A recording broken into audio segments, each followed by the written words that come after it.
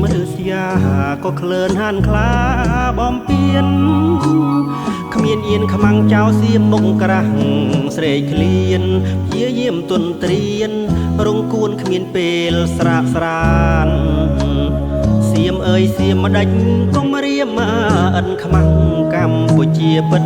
តូចណាស់មើលឲ្យច្បាស់មុនស្ដីយើងអំណត់អង្គការអត់ធ្មត់ហ៊ានខ្សែការពារអធិបតេយ្យដែនដីរដ្ឋឯករាជ្យសែនមហាអាណិតណាស់ពលរដ្ឋក្មេងចាស់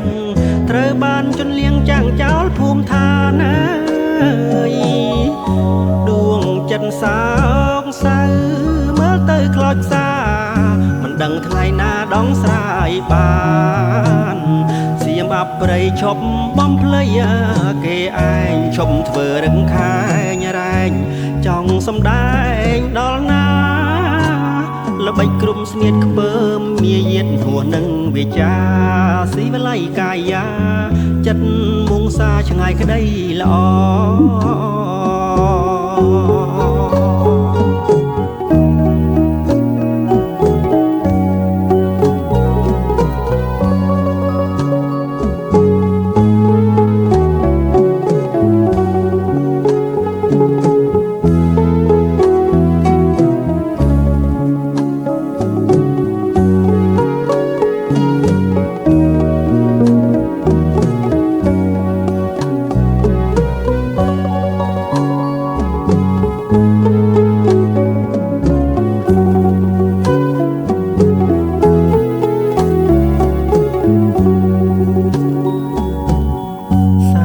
មហាអាណិតណាស់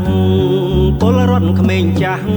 ត្រូវបានជន្លៀងចាំងចោលភូមិឋានអើយដួងចិត្តសោកសៅមើលទៅខ្លោចផ្សាមិនដឹងថ្ងៃណាដងស្រាយបាន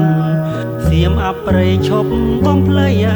គេឯងឈប់ធ្វើរឹកខែងរែងចង់សំដែងដល់ណា